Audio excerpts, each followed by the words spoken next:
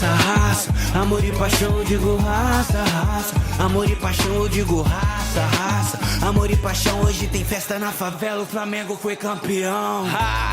Saudações rubro-negras, episódio número 6 do Fla Rap Podcast no ar. Eu sou o Juan Calheiros e aqui comigo hoje mais um campeão brasileiro pelo Flamengo, Edno Nazaré Filho, o Edinho. Seja bem-vindo, campeão.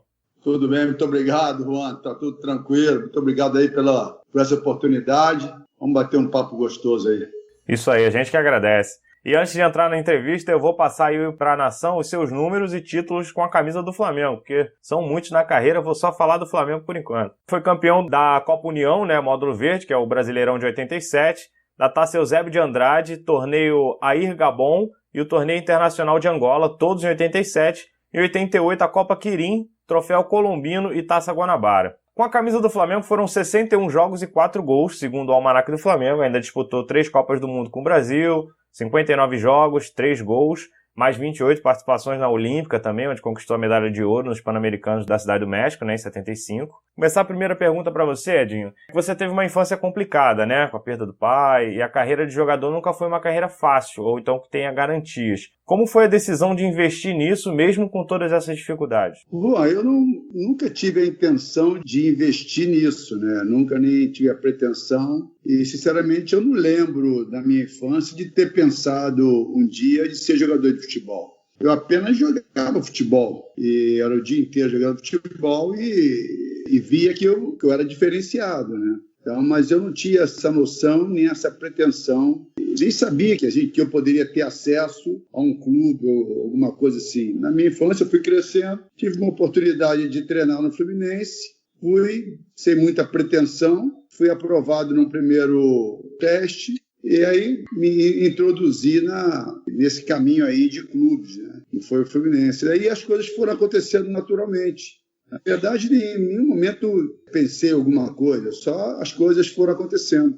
Não foi um objetivo, né? Foi jogando, quando viu, já estava treinando. De maneira alguma, de maneira alguma. Ah, bacana. E aí, como você falou, 13 anos, então você entrou nas categorias de base do Fluminense, onde é ídolo até hoje, ficou lá de 69 a 74 na base e teve a primeira chance do time principal com 18 anos. Como foi a sua transição para os profissionais e se você lembra da sensação de estreia? Foi tudo, como eu te falei agora, foi tudo natural. Depois que você está na engrenagem, né, as coisas vão acontecendo naturalmente. Fui subindo de categoria, fui evoluindo, as pessoas foram comentando. E eu tive a oportunidade, como você falou, em 18 anos, jogar na equipe principal, que era muito difícil, ainda mais sendo zagueiro.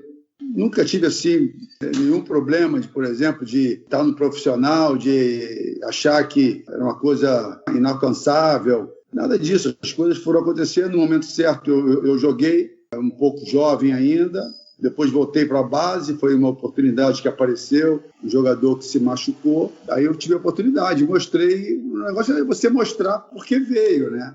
É mostrar que na hora que a oportunidade se apresenta, você tem que mostrar, senão é outro que vai ocupar esse espaço. Então, as coisas foram acontecendo na minha vida e eu fui aproveitando. Ah, show de bola. Aí no Fluminense você fez parte da geração conhecida como Máquina Tricolor, entre 75 e 77, provavelmente o melhor time que o Fluminense já teve, né? E depois você jogou contra e a favor do Flamengo da década de 80, que também foi uma grande geração. Pra você, qual time foi melhor ali? A primeira pegadinha pra você.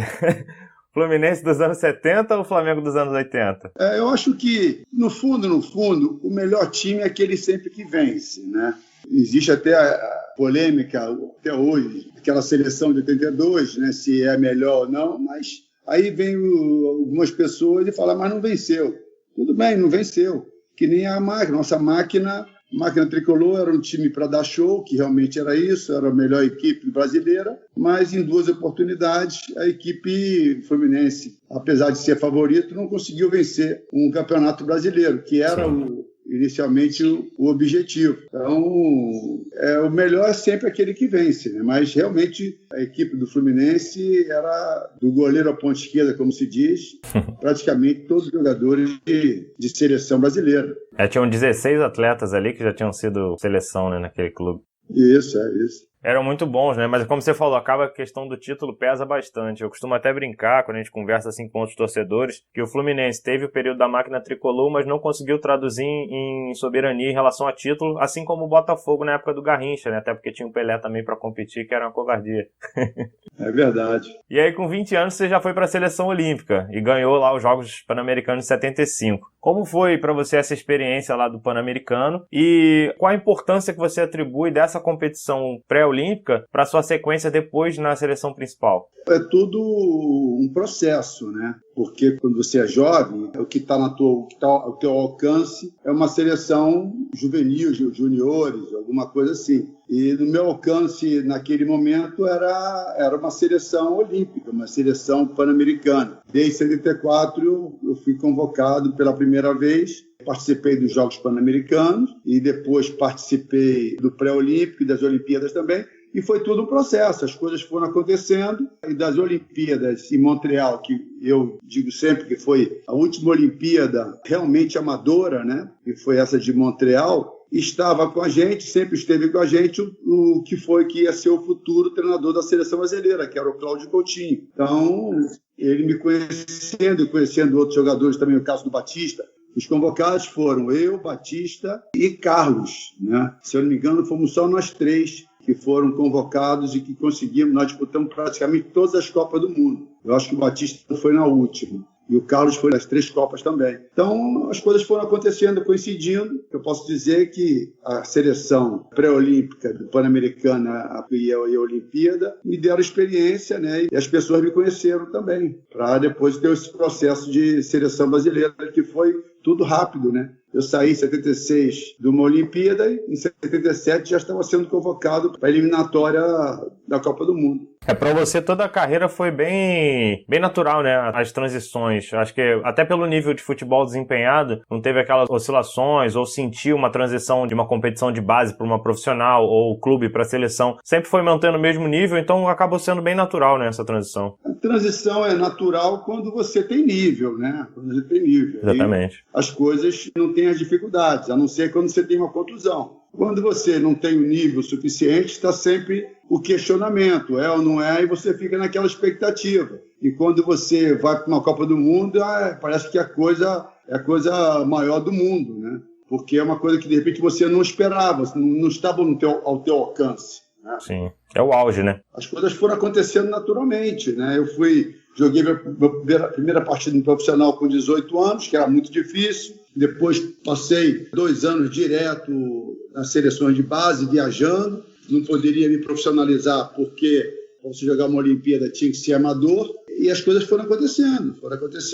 Rapidamente, saindo das Olimpíadas, no ano seguinte, fui convocado para a seleção e as coisas foram indo. Eu fui entrando no contexto, fui me inserindo no contexto e as coisas foram ficando naturais para mim. E como você falou, 76 disputou a Olimpíada e o Brasil caiu nas semifinais para Polônia, depois perdeu o bronze para a União Soviética. Você já até citou que era mais amador, né? A partir dali começou a ter uma mudança, mas naquela época já existia algum tipo de pressão para ganhar o ouro, que acabou vindo só em 2016, que sempre foi uma dificuldade para o Brasil? Era muito difícil o Brasil ganhar o ouro, apesar de ter esse objetivo também, mas no fundo nós sabíamos que era difícil, porque tinha a Polônia, tinha a Alemanha e tinha a Rússia. Nesses países, o futebol era amador. Eles não eram profissionais. Tanto é que eles disputaram, nós jogamos contra a Polônia, que foi o mesmo time que jogou a Copa do Mundo de 74. O mesmo time jogou a Olimpíada de 76. Eu quero dizer o seguinte, nós éramos garotos ainda. Sim. E eles já eram homens formados. Tanto é que fisicamente a gente não conseguia acompanhar. Nós fizemos algum amistoso contra a Polônia em Varsóvia, se eu não me engano. Nós perdemos o jogo de 2-0, mas a gente não viu a bola, fisicamente falando, entendeu? Sim. Então, ou seja, não tinha como ganhar da Alemanha, não tinha como ganhar da Polônia e não tinha como ganhar da Rússia também, que era muito difícil. Nós empatamos com a Alemanha 0-0, acho que foi o primeiro ou segundo jogo. Nós nos classificamos, jogamos contra a Polônia, perdemos na semifinal e perdemos para a Rússia, que era um jogo muito difícil, né? Mas todas as outras seleções a gente ganhou e ganhou bem. É que hoje em dia tem essa restrição da idade, na época não tinha, né? A própria seleção brasileira que usava como uma experiência, mas não era obrigatório como é hoje. Não, não era. Não era. Só podia ser jogador amador. Né? Tanto é que, convocados, né, para a seleção, nós tínhamos o contrato de gaveta. A gente não podia registrar o contrato na CBF porque só podia ser amador. E esses eram amadores, né? Esses países que eu te falei, era cortina de ferro na época, eram homens formados já. Jogamos contra gente de 28, 29 anos, 30 anos. Então, era muito difícil. E na época, garotos de 18 anos, 19 anos, 20 anos ainda, a gente ainda tinha físico de garoto. Hoje em dia não, hoje em dia existe um trabalho com um garoto de 15, 16 anos, que ele pode jogar um profissional tranquilamente, que fisicamente vai segurar o tranco tranquilamente. A tecnologia já é bem diferente. Aí na seleção principal você disputou 3 Copas do Mundo. Qual a principal diferença que você sentiu entre 78, 82 e 86? A diferença é que foram 3 times distintos, né? Totalmente distintos. Talvez o 82 para 86 tivesse um pouco uma semelhança, né? Mais em função que foram alguns jogadores que tinham ido em 82. Mas de 78 era uma outra geração também, né? E 82 foram outros jogadores. Todas as Copas do Mundo que é importante participar, o Brasil sempre entrou como favorito. Né? Tanto é que em 78 nós voltamos sem ter perdido uma partida. Sim. Jogo fatídico lá da Argentina com o Peru. Né? E em 82 perdemos aquele jogo para a Itália, e em 86 também não perdemos nenhum jogo, só perdemos aquele jogo nos pênaltis, tomamos um gol só. Né? Para mim a diferença foi muito grande, porque, para mim pessoalmente, né, que em 78 eu joguei de lateral esquerdo, 82 eu fui reserva, e 86 eu fui titular e capitão da equipe. Ou seja, eu até pensando outro dia, né, pensando em cima disso, que eu nunca tinha pensado, você vê, um jogador ir a 3 Copas do Mundo é muito difícil, né? Porque o cara tem que mostrar sua performance em quase 12 anos. Sim. Né? Porque é 4-4-4, não chega a isso tudo, mas... E uma outra coisa, além disso, no meu caso particular, eu joguei de lateral esquerdo, quer dizer, ou seja, eu não teria vaga na zaga. Foi o que deu para entender. Em 82, eu fui reserva na zaga, já não era mais lateral. E em 86, eu fui titular e capitão na zaga. Ou seja, eu digo o seguinte, mas se em 82 eu fui reserva e em 86 o jogador do qual eu fui reserva não foi convocado e eu fui titular,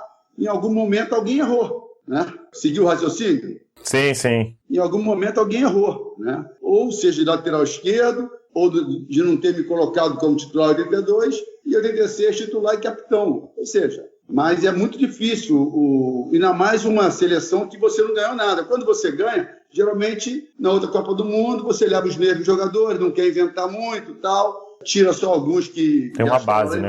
Alguma coisa. Já tem uma base e moralmente você está tranquilo. E que não foi o caso. Nós perdemos 2 Copas do Mundo e na terceira ainda fui convocado. E que eu acho que deveria ter tido uma mudança também normal e natural. Porque normalmente, como você falou, quando perde rola uma caça às bruxas, né? E no caso de vocês não. Até talvez por essas campanhas, né? 78 ser eliminado sem perder um jogo, até com aquele escândalo lá da Argentina, que até hoje é questionável. 82 ficou marcada na história. E aí 86 já foi para encerrar a geração. Isso aí.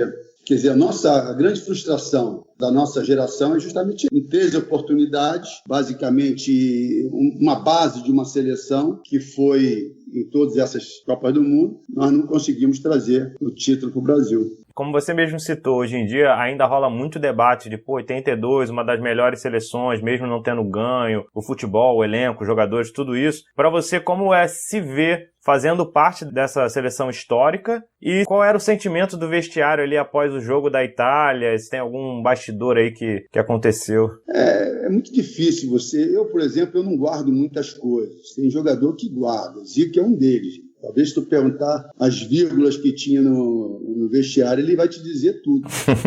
Eu não consigo lembrar de muita coisa, a não ser quando as pessoas me refrescam a memória, aí eu começo a relembrar. Mas assim, não lembro, porque ainda mais você perdendo um jogo, aquela confusão toda, todo mundo muito triste.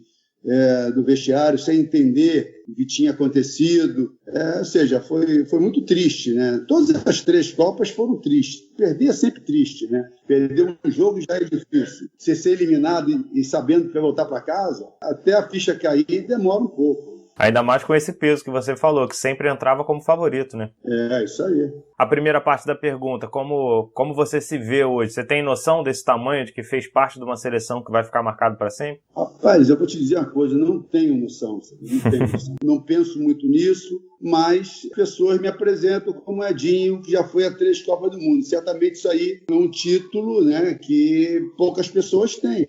Você participar de 3 Copas do Mundo, mais ou menos isso tudo que eu te falei aí, é você não ganhando uma Copa do Mundo. E a distância de uma para a terceira, né, que também a idade tem que coincidir. Além da idade ter que coincidir, você tem que ser bom jogador, você tem que manter uma performance boa, né, durante todo esse período. E não é nem isso, também a própria imprensa, né, te colocar, porque se não tiver o aval da imprensa, fica muito difícil. É verdade. E aí, depois da Copa, você foi justamente para a Itália, né? A seleção que eliminou, você acabou indo jogar lá na sua experiência na Europa, jogando pela Udinese. A Udinese não era um time de ponta, você já tinha 2 Copas do Mundo no currículo. Você chegou a hesitar em ir para lá? E o que fez, assim, você aceitar a transferência? O que fez foi que aqui no Brasil, você acha que é bem mais jovem, acho que você não tem essa percepção ou essa informação. Antigamente, o jogador era preso ao clube, ele não era... A lei do passe, né?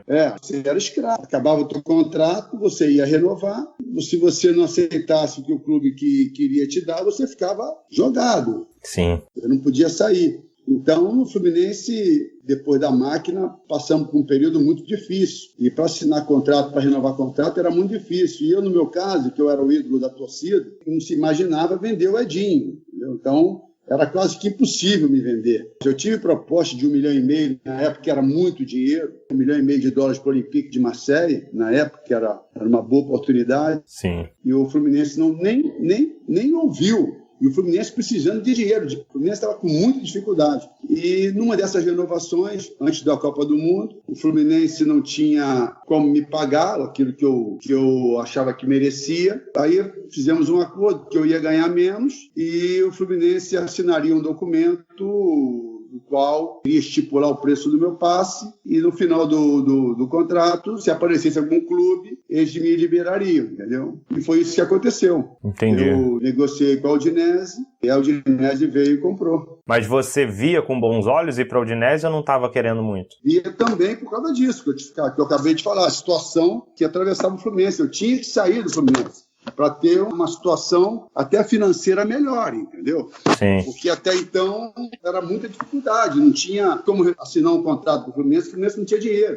E além de assinar o contrato, o Fluminense não pagava. Atrasava 3, 4, 5 meses, fiquei sem receber luvas por 9 meses, entendeu? Então o Fluminense não pagava, então era muito difícil eu ter uma situação financeira boa no Fluminense, apesar de todo o meu status. Então era importante sair.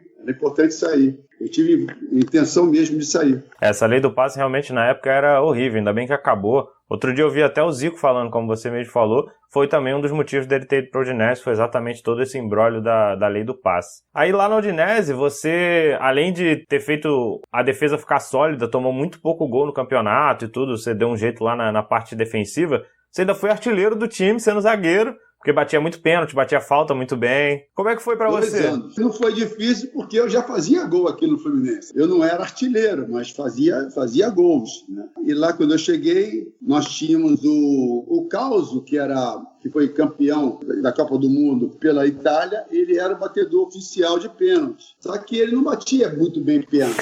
Ele perdeu 2 pênaltis. Ele perdeu 2 pênaltis e um pênalti contra a ex-equipe dele, que era a Juventus, né? Aí ficou um negócio muito chato para ele. Aí eu comecei a bater os pênaltis. Em 5 anos, sem contar os anos que o Zico foi, em 5 anos eu não perdi um pênalti. Na verdade, perdi meu último pênalti, eu perdi. Mas o aproveitamento era altíssimo. 5 anos batendo todos os pênaltis e fazendo todos os gols.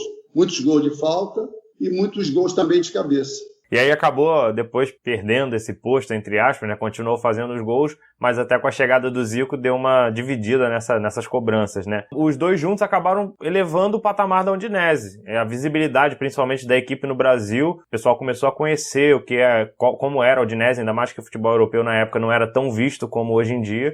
Você tem noção dessa relevância também? E como é a sua relação hoje em dia com a Udinese e com os torcedores? Com os torcedores a relação é muito boa. Com a Udinese eu não tenho muita relação, porque as coisas mudaram também lá.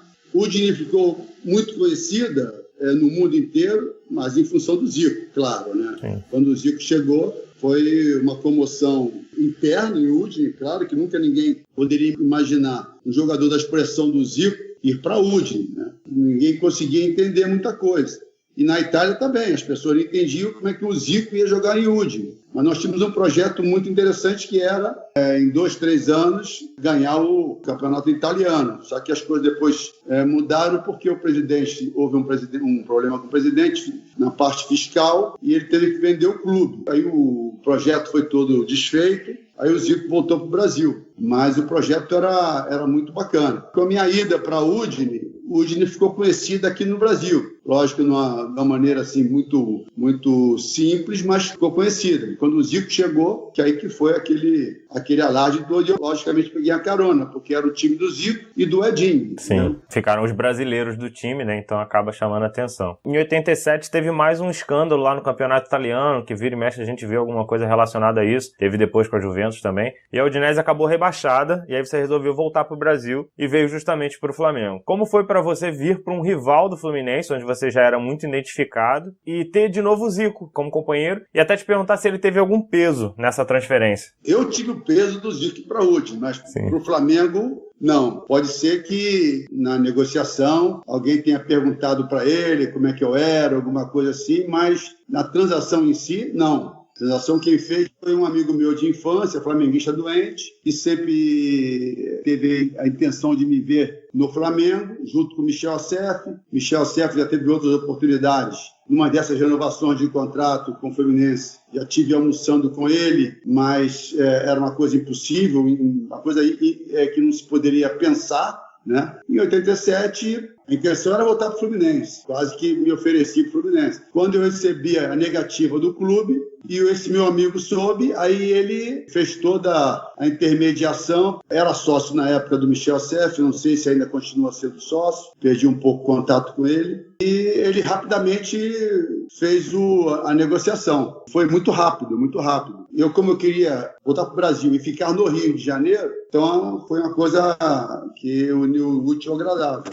Então a torcida em si acabou nem tendo como perseguir muito, porque você tentou voltar para o Fluminense, só o clube que não quis, né? O clube que não quis, a torcida na época, quando soube que tinha possibilidade de ir para o Flamengo, foi um caos, né? Porque ficaram na porta do meu prédio o tempo todo, ficaram 24 horas na porta do meu prédio, eu falei, mas eu não posso fazer nada. Para lá e falam com o Fluminense, porque o Fluminense já falou comigo que não me quer lá, não sou eu que estou falando. Aí eles foram no Fluminense, se reuniram com o presidente, pediram para o presidente me ligar, o presidente me telefonou, e falou o seguinte: Edinho, ele foi muito inoportuno, foi muito infeliz. Ele falou assim: Edinho, eu estou aqui no meu escritório, aqui na minha sala, com os torcedores, que quase que me obrigaram a te ligar. Aí eu estou te ligando para saber se você joga de meio de campo. Eu falei, presidente, a gente já conversou sobre isso. Eu não jogo de meio de campo, eu sou zagueiro e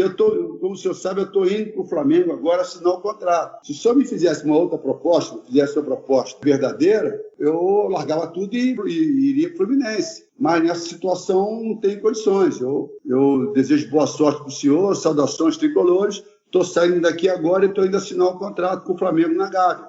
E foi o que aconteceu. Sim, então a sua parte você fez, né? Por isso que a torcida acaba não tendo muito o que reclamar, que a justificativa é bem natural. Muitos não entenderam, né? Porque até hoje acham que eu traí alguma coisa assim. O torcedor passional, né? Claro, com certeza. E eu entendo isso. Não adianta ficar explicando muito, porque não adianta explicar, né? Quanto mais explica, mais você se complica. Então... É até engraçado, eu entrevistei o Gotardo e também teve essa situação, né, com Botafogo e Flamengo. E ele comentou isso e falou, pô, na época eu tinha que pagar minhas contas, Botafogo não tinha como me contratar, fui pro Flamengo. Se eu soubesse, eu mandava o boleto pra vocês, pô, e aí eu não tinha problema nenhum. Aí, chegando em 87 no Flamengo, você fez parte lá da Copa União, que até hoje gera a polêmica do título, né, Sport, Flamengo. Primeiro eu queria saber qual a visão dos jogadores naquela época, sabendo que seria um campeonato organizado pelo Clube dos 13 e não pela CBF, como era de costume. Era um campeonato que tinha tudo para não sair, na última hora os clubes organizaram e, na verdade, a gente não sabe qual foi o combinado entre eles. A gente sabe hoje o que aconteceu e tudo. O que aconteceu na época foi que nós fomos campeões, né, contra o Internacional e nós iríamos jogar no ano seguinte contra o Sport, o vencedor do outro grupo. E como teve as férias e tudo mais, o presidente, que era o Márcio Braga na época, decidiu não jogar porque não era justo, alguma coisa assim, e não jogou. A minha próxima pergunta era até relacionada a isso, né? A CBF entrou, criou a polêmica, dizendo que tinha que jogar contra o Sport, aquela coisa toda, que era quase uma primeira divisão, o módulo verde, e o amarelo, teoricamente, a segunda divisão. Aí o Flamengo e Inter se negaram a jogar, até antes mesmo, né, pelo que dizem, de saber quem era o campeão, né? Entre os dois, eles já tinham dito que não jogariam. E aí, essa decisão era compartilhada também pelos jogadores, ou vocês preferiam ter jogado? Falaram, não, eu prefiro jogar, mas se você está dizendo que não, como é que era? Não, porque é o seguinte, nós éramos considerados campeões, recebemos a premiação de campeões, recebemos o troféu, comemoramos, não tinha por que fazer um outro jogo. Se a diretoria decidiu.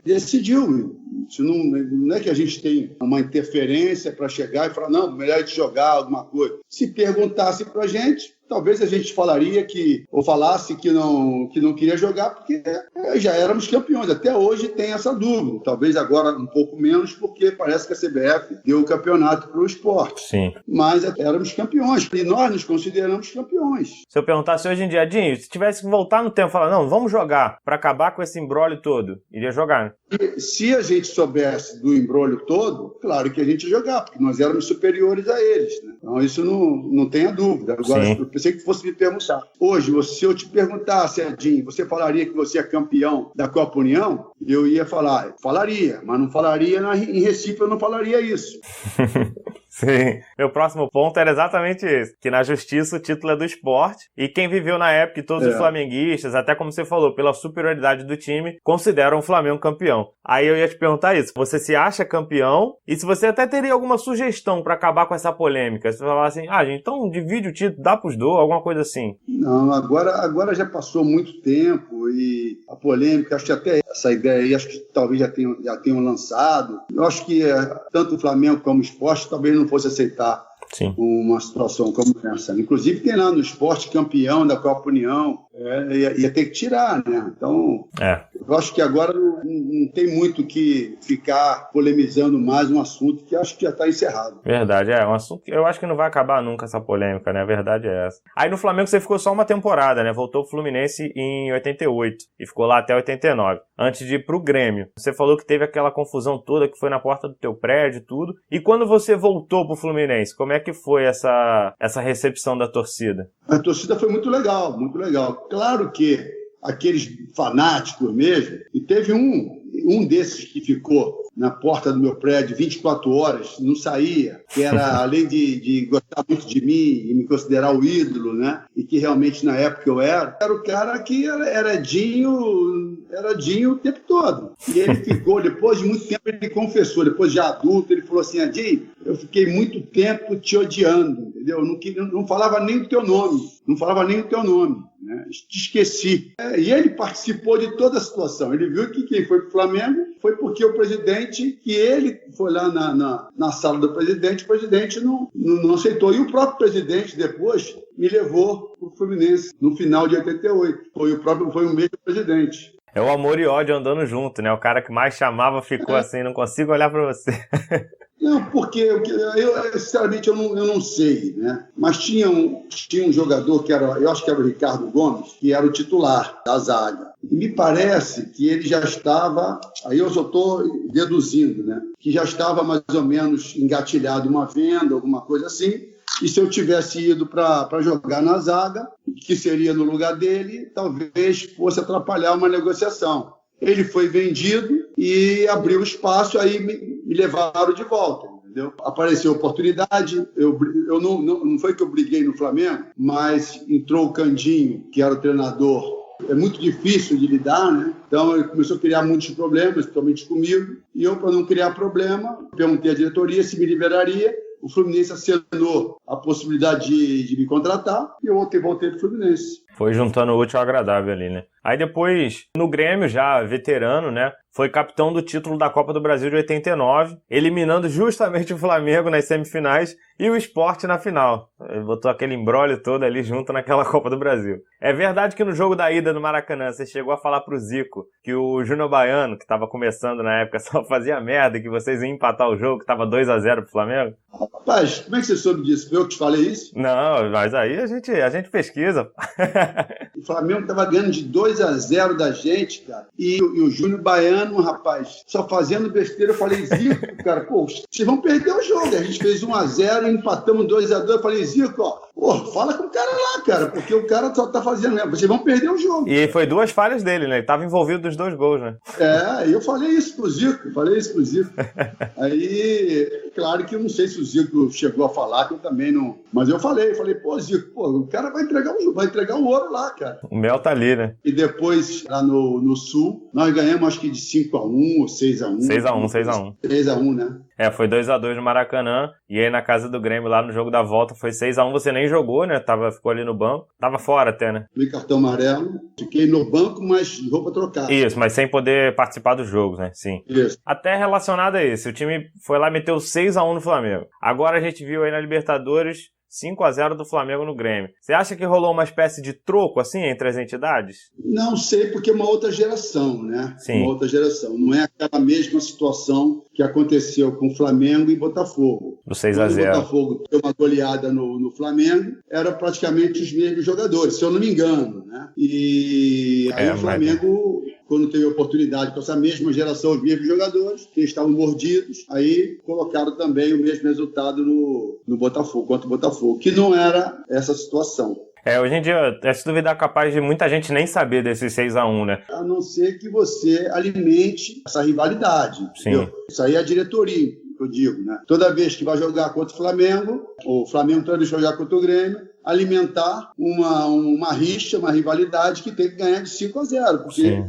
já tomado de 6-1, ou de 5-0, ou 6-0, porque já tomou uma goleada deles. Que eu acredito que isso também não vai ser alimentado. Até por não ser do mesmo estado como era o Botafogo e o Flamengo, né? Com certeza. Aí, depois do Grêmio, 89, foi campeão lá gaúcho da Copa do Brasil. E em 90, você decidiu se aposentar. Mas por que a decisão de parar num time amador do Canadá? Eu já tinha parado de jogar. Né? Por que eu parei de jogar? Porque a minha intenção, quando voltei da Itália, da Europa, eu tive a chance de ir para o Porto. Só que eu não quis, queria voltar para o Brasil. Eu tive a chance de ir para São Paulo. O Palmeiras me contactou e eu também não aceitei. Eu queria voltar para o Fluminense, eu dava como certo isso. Sim. E se isso não acontecesse, aí eu teria que pensar numa segunda possibilidade. Como apareceu a segunda possibilidade do Flamengo, a minha intenção era ficar no Rio de Janeiro. Não era sair, porque eu tinha passado 5 anos fora e eu não queria sair do Rio de Janeiro.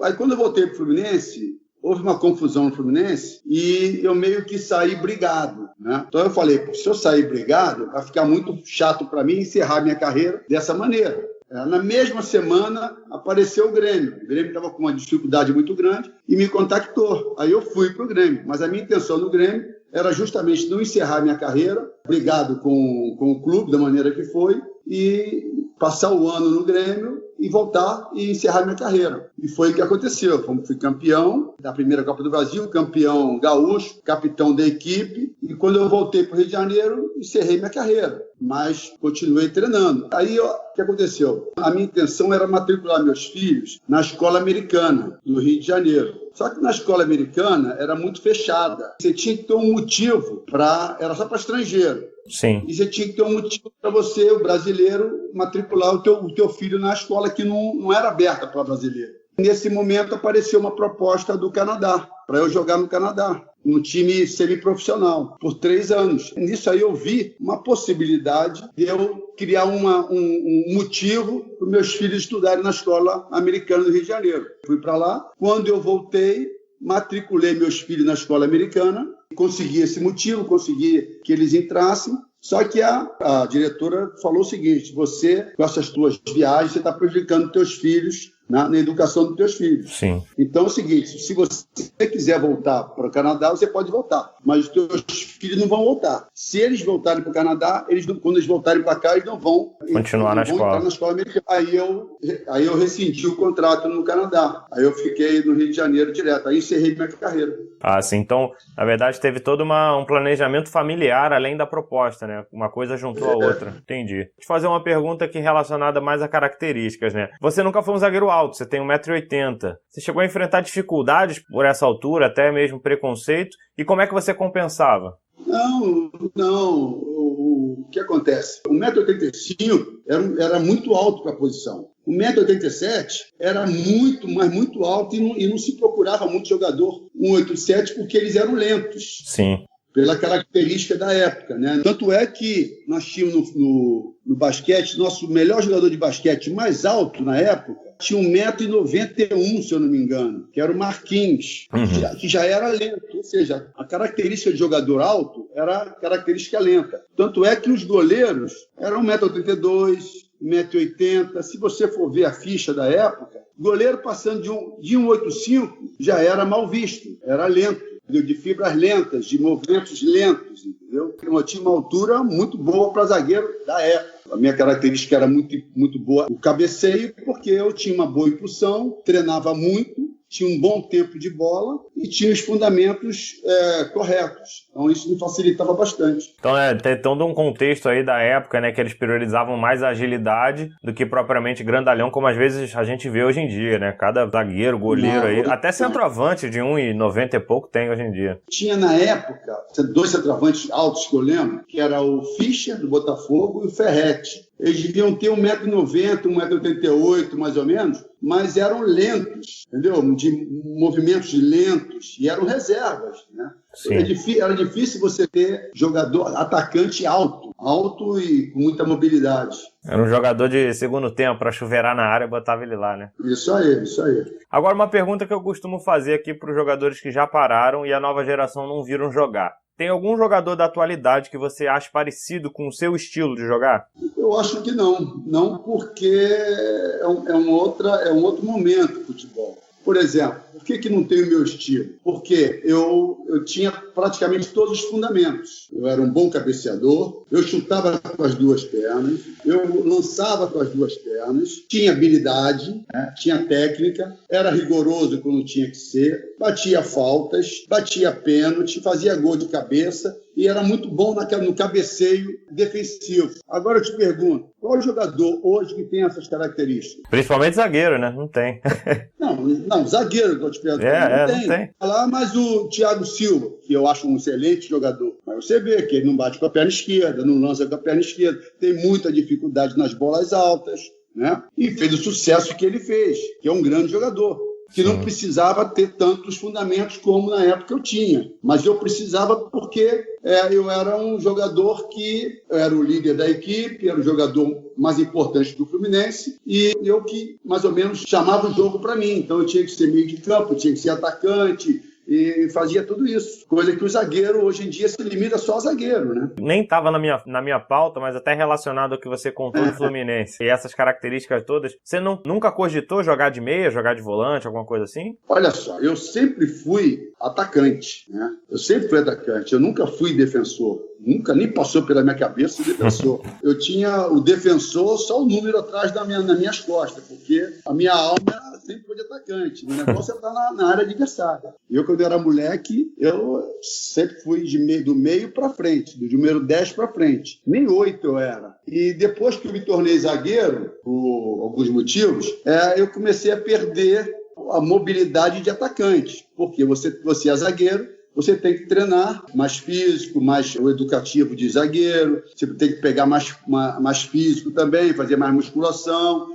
e você fica mais sem muita mobilidade. E logicamente, eu perdi a minha ginga, perdi a minha velocidade, né? Então, quer dizer, eu era zagueiro. Se me colocasse de centroavante, eu não daria para jogar. Quer dizer, de número 9 eu jogaria, mas número 10, que era a minha posição, ponta esquerda, ponta direita, que eu era muito rápido, não daria mais para mim. Mas na praia eu sempre joguei de atacante. Sim. E aí, depois de aposentado, você virou treinador. E em 94, 95 foi treinador do Flamengo, inclusive. Aí você trabalhou lá com o Ataque dos Sonhos, né? O vulgo Ataque dos Sonhos. Sábio, Romário e Edmundo. Dos meus pesadelos.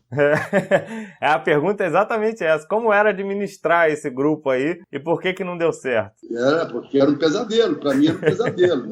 Não tinha como dar certo, né? Eu sempre fui um cara muito certo, né? Muito profissional, muito sério. E o próprio contexto do Flamengo, né, não é um clube, é um clube mais maleável, um clube que um pouco mais de interferência, mais de jogo de cintura. E eu não estava no bom momento.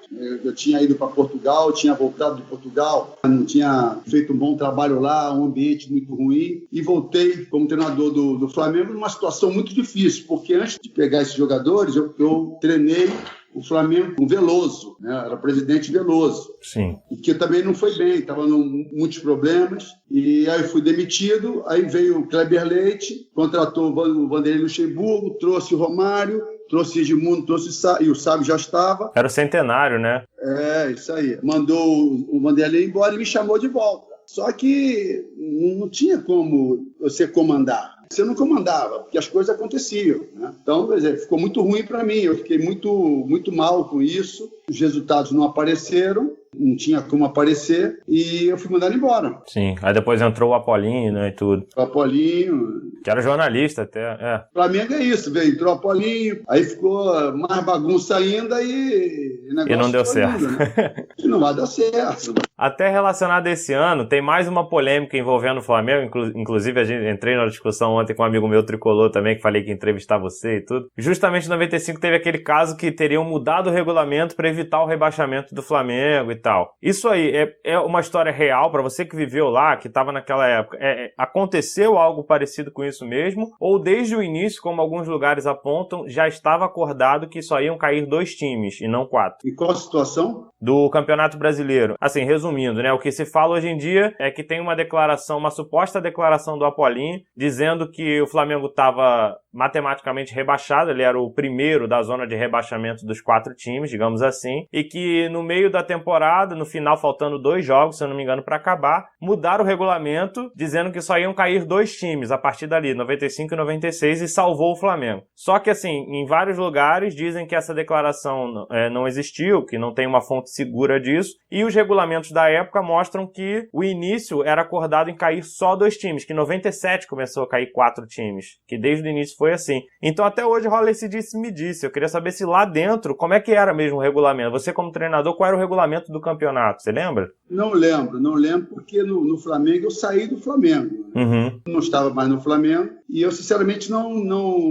me recordo disso, desse detalhe, não me recordo. Não lembra nem desse burburinho todo? Não, até que eu confundi com 2013 que você falou. Foi da Portuguesa, Fluminense, aquela coisa toda do Flamengo, sim.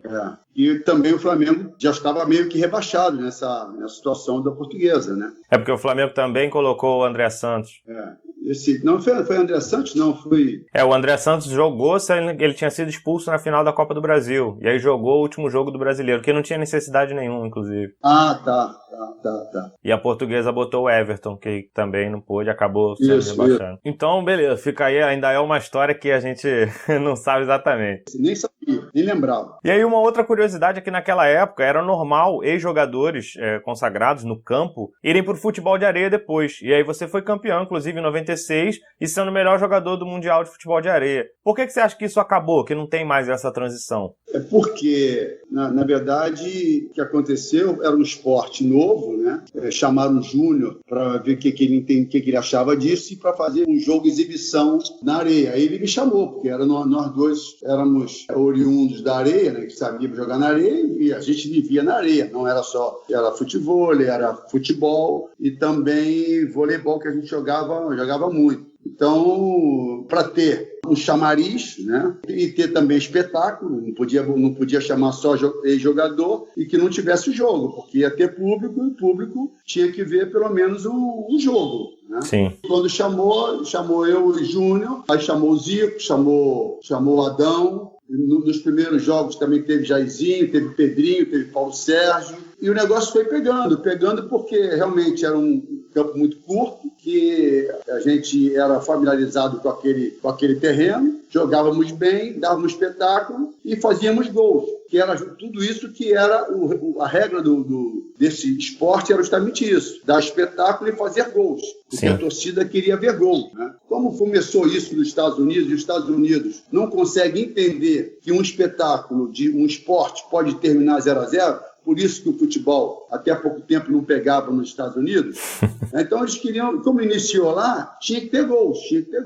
E quando veio para cá, fizemos o primeiro Mundial, foi um sucesso danado, né? Depois outras competições, muito sucesso, muita audiência na televisão, público, todo mundo entusiasmado. E cada vez melhor, e a gente também foi entrando dentro do contexto, fomos treinando mais, fomos levando mais seriedade, mais profissionalismo para o esporte, né? E o negócio foi crescendo, o esporte foi crescendo. Só que a gente foi alimentando uma empresa que chegou um momento, ela se achou maior do que a gente, porque era normal e natural que isso acontecesse. E nós não percebemos, quer dizer, eu percebi que isso poderia vir a acontecer, que eles iam usar a gente, que é natural, né? E depois eles iam descartar, iam andar com as próprias pernas. E caberia a nós ter esse entendimento e não deixar isso acontecer. Não houve um consenso nosso, cada um fazia o seu contrato individualmente e a gente foi se enfraquecendo. Então era mais um momento mesmo de promoção do futebol de areia do que propriamente uma prática que poderia continuar hoje em dia. Foi meio que um objetivo feito e hoje em dia já caminha com as próprias pernas, né? Daí, a ideia era essa, só que agora o esporte meio que acabou, porque eles também abriram o olho demais, o esporte não deu mais audiência, o Brasil começou a perder também, começou a perder a seriedade, outras pessoas entraram, não vieram do meio profissional e começaram dentro do contexto, não levar um negócio tão sério, tão profissional. Então o negócio, aí isso vai se dissipando, isso vai acabando. Né? O que não deu certo para você como treinador e dirigente, como chegou a decisão de virar comentarista? A situação de treinador foi o seguinte, eu sou um bom treinador e era para ter sido bom treinador. Só que algumas decisões equivocadas em alguns momentos que atrapalharam, porque isso faz parte da vida. Né? Sim. Você toma o rumo errado e as coisas ficam mais difíceis para você. Foi o que aconteceu. Em 93, tomei uma decisão equivocada de sair do Fluminense como treinador, que eu estava muito bem, estava amadurecendo como treinador, né? E estava indo muito bem. Tomei uma decisão de ir para a Europa, de ir para Portugal, e Portugal foi muito ruim, porque eu, bem ou mal, com todo meu conhecimento e experiência, eu não tinha experiência ainda de treinador. Então isso foi muito ruim para mim. Quando eu voltei para o Flamengo, peguei uma situação muito ruim. Depois peguei o Flamengo de novo, de Romário, que foi pior ainda, né? Ou seja, isso foi me enfraquecendo. Aí eu fui para o Vitória da Bahia, que fui muito bem lá, mas lá é um clube pequeno na época, uma situação muito difícil financeira, e no final do ano eu saí e fui para a Portuguesa. Na Portuguesa eu iniciei o ano muito bem, fomos a equipe que classificou entre os 8, primeira equipe paulista a classificar entre os 8.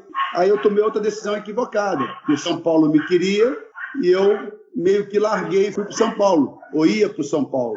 Só que houve um embrulho danado, acabou não indo para o São Paulo, achando, aí o pessoal, a imprensa achou que eu estava criando uma confusão para ir para o São Paulo, que era mentira, queria me valorizar, ou seja, outra decisão equivocada da minha vida, da minha parte. E foram essas conclusões que foram acontecendo, não? E decisões equivocadas. A minha última pergunta, antes de entrar na pergunta do torcedor aqui, para a gente chegar na parte final, se você pretende um dia voltar ao mundo do futebol como treinador, dirigente, alguma coisa assim. Aí você perguntou também de comentarista. Comentarista, isso. Eu sempre comentei jogos esporadicamente como convidado desde 94. Inclusive a Copa do Mundo de 94, quando o Brasil foi campeão, Eu comecei comentando, acho que a Sport TV foi o primeiro ano da Sport TV fazendo uma Copa do Mundo. Não foi lá, mas foi no Rio de Janeiro. E eu comentei junto com o Carlos Júnior. E eu sempre comentei esporadicamente, desde o momento que eu não estava trabalhando, eu era convidado a trabalhar. Em 2012, que eu estava sem trabalhar, o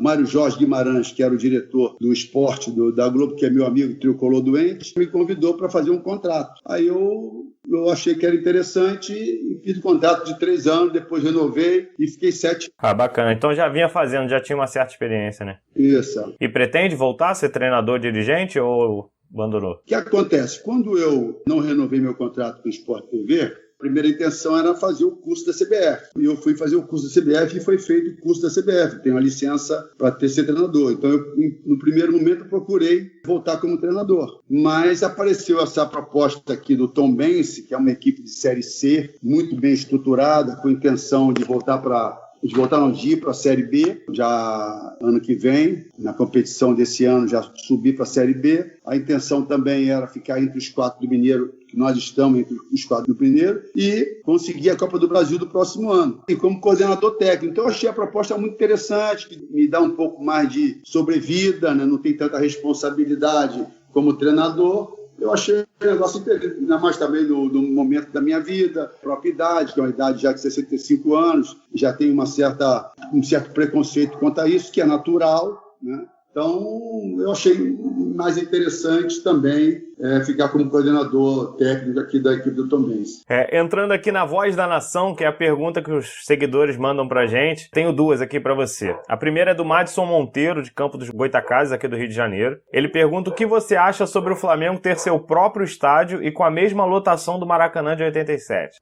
Tendo o Maracanã sendo praticamente do Flamengo, né? Eu não sei, cara, eu não sei qual é a intenção dos dirigentes, né? Mas Maracanã é Maracanã, né? Se for jogar no teu estádio, e Maracanã, como é que fica o Maracanã? É só o Fluminense, né? O próprio Engenhão tem... E outra coisa, se não tiver um projeto muito bem feito, fica muito oneroso, né? Sim.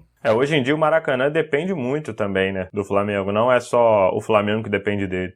Agora também a gente vê que tem que alugar o Maracanã, as taxas são muito altas, né? Aí tem que fazer as contas. Sim. Né? Onde vai ser feito o estádio do Flamengo. Eu vejo a Gávea ali, que seriam, como do próprio Fluminense, as Laranjeiras, seria o lugar ideal para que eles pudessem fazer a sua arena. Agora, se o Flamengo fizer uma arena menor, que eu acho que não é o caso agora também, porque o Flamengo, nesses jogos agora, não tem arena menor. É o Maracanã que já está ficando pequeno. Né? Exatamente. O Flamengo. Né? Ou seja, qualquer joguinho do Flamengo é lotação, é completo. Então, eu acho que é uma decisão que os dirigentes têm que tomar. Eu, sinceramente, eu não consigo entender por que tendo o Maracanã outro estádio, mas pode ser uma coisa interessante. É mais ou menos a forma que eu penso também. Eu acho que para ter um estádio tem que ser do mesmo tamanho, suporte do Maracanã, e um grande empecilho é essa questão da localização. A própria Gávea já foi pensada, mas vetaram, a própria vizinhança, Leblon, tudo isso acabou vetando. Mas acho que é um projeto. No caso do Corinthians no São Paulo, ele jogava no Pacaembu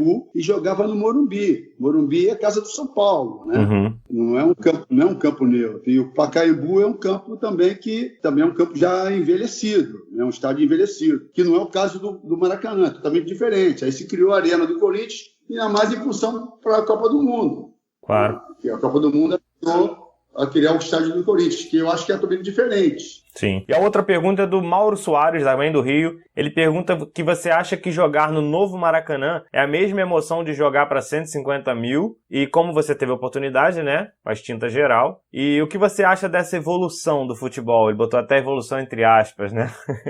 Jogar no novo Maracanã, eu não sei, porque eu nunca joguei no novo Maracanã. É verdade. Agora eu sei o que é jogar no velho Maracanã. Era uma sensação, uma emoção muito grande, porque era considerado que o mundo inteiro queria jogar no Maracanã. Eu tive a oportunidade de ter esse entendimento quando eu fui para a Europa, para a Itália, né? Os jogadores falavam isso, que como é que é jogar no Maracanã, que eles gostariam de um dia ter a oportunidade de jogar no Maracanã, que seria difícil. Né? Então, a gente vê que a importância que o Maracanã tinha, não só nas nossas vidas aqui do Brasil, mas dos jogadores do mundo inteiro. Só que o Maracanã foi envelhecendo, né? Foi envelhecendo como tudo acontece. Não tinha uma manutenção, não teve uma preocupação e era inevitável fazer o que fez. Ou então se fazer um outro estádio para disputar a Copa do Mundo, a final da Copa do Mundo. Porque no Maracanã, como estava, não podia apresentar. A modernização é necessária. Porque hoje em dia são arenas, né? E o Maracanã não, entendeu? Ia ficar feio pra gente apresentar o Maracanã, mesmo você reformando o Maracanã, que já tinha sido reformado, mas que era Maracanã. Agora, mas a geral, tudo vai evoluindo. E, inclusive, então, o próprio formato dos campos de futebol, das arenas, as coisas foram evoluindo. E os estádios do formato do Maracanã, que um dia já foi moderno, ficou envelhecido. E era normal e natural que as coisas fossem mudadas. Eu vejo dessa maneira. Sim, tá certo. Vou fazer a nossa última parte chamada Fla Rápida. São perguntas rápidas, objetivas, e você me responde com a primeira coisa que tiver à cabeça. O que eu não sou é objetivo. Vamos tentar. Vamos lá. Edinho, é? Tricolor, cara. Melhor jogador que você jogou junto? Pô, minha filha falou Zico aqui. Só eu que tenho que falar. Zico. E contra? Zico, né? Zico também? Contra é Zico. Né? E um ídolo? Ídolo Gerson. Gerson. Eu sempre fui fã do Gerson. Um rival? Roberto Dinamite. Melhor jogo da carreira? Foi o Campeonato Carioca de 80, do qual eu fiz o gol do título. Sim, de falta, né? Em cima do Vasco. E o pior? O pior, se teve, eu já esqueci. Um gol? Não foi o mais importante, mas foi o mais bonito. Foi contra o Uruguai em 79, amistoso do Maracanã, que nós ganhamos de 6-1 do Uruguai no Maracanã. Edinho. Levou 2, tem Zico. Levou o terceiro, grande lance. Gol!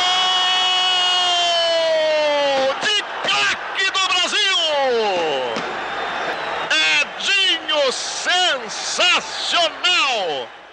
Na minha carreira faltou uma Copa do Mundo. E o meu auge foi? A Copa do Mundo de 86, onde eu fui capitão de uma Copa do Mundo, que é muito difícil um jogador ser. Sim. E agora, para encerrar, vou falar 4 números de camisa e você vai me falar o primeiro jogador que vem na sua cabeça com aquele número. Vamos lá. Número 10. Pelé. 5. Edinho. 6. Júnior. E 4? 4, eu vou falar um jogador que você não lembra. Leônidas do Botafogo. Era o quarto zagueiro que eu me inspirei bastante. Bacana. Edinho, muito obrigado por ter te recebido aqui. Foi uma honra, foi bem legal a entrevista. Até te peço desculpa por a gente extrapolar o tempo aí, mas é que tem muito assunto. Pô. Um cara que viveu tudo, é difícil a gente não deixar de falar alguma coisa.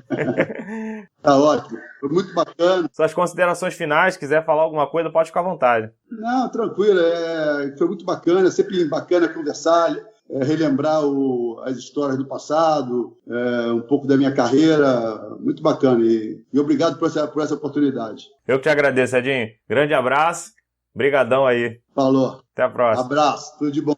Esse foi o nosso zagueirão aí de 87, Edinho. Claro que é tricolor, a gente sabia disso, não tem como negar, mas que foi muito importante para a história do Flamengo também, um jogadoraço. É isso, galera, a entrevista foi bem bacana, pedi para vocês continuarem seguindo a gente aí no Instagram, @FlaRapOriginal, o meu é @CalheiroJoan, o do nosso convidado é @EdinhoReal, e também os nossos parceiros, @travedechinelo_oficial, a loja @fute.esport_oficial. Lá vocês têm 15% de desconto nas camisas do Flamengo. E @ClubeRetroRJ também tem um cupom de desconto especial, FlaRap, para camisas retrô do Mengão. Vocês podem ouvir o nosso podcast no Anchor, no Spotify e agora também pelo YouTube. Não esqueçam de se inscrever no canal, deixar o like, ativar o sininho, seguir nossas entrevistas que estão bem bacanas.